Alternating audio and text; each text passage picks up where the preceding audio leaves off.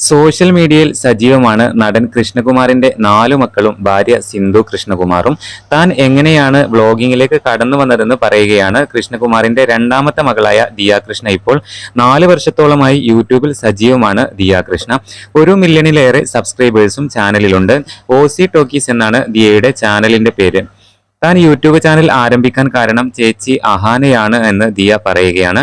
ദിയയുടെ ഭർത്താവ് അശ്വിന്റെയും അടുത്ത സുഹൃത്തായ അഭിറാം കൃഷ്ണകുമാറിന്റെയും യൂട്യൂബ് ചാനലിൽ അതിഥികളായി എത്തിയതായിരുന്നു രണ്ടുപേരും. അഭിറാമിന്റെ ആദ്യത്തെ വ്ളോഗായിരുന്നു ഇത്. കൊറോണ കാലത്ത് ഒരു ദിവസം അഹാന ഞങ്ങൾ മാലിദ്വീപിൽ പോയ വീഡിയോ യൂട്യൂബിൽ അപ്ലോഡ് ചെയ്തിരുന്നു. എന്തിനാണ് ഈ കഷ്ടപ്പെടുന്നത്, അതെടുത്ത് യൂട്യൂബിൽ ഇട്ടിട്ട് എന്ത് കിട്ടാനാണ് എന്നൊക്കെയായിരുന്നു അന്ന് ഞാൻ ചിന്തിച്ചിരുന്നത്.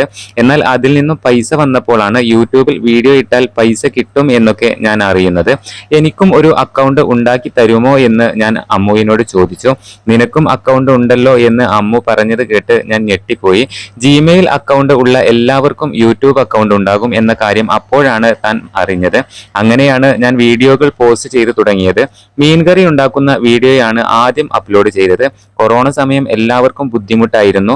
എന്നാൽ ഞങ്ങളുടെ കുടുംബത്തെ സംബന്ധിച്ചിടത്തോളം അത് ഒരു അനുഗ്രഹമായിരുന്നു എന്നാണ് ദിയ കൃഷ്ണ ഇപ്പോൾ പറയുന്നത്.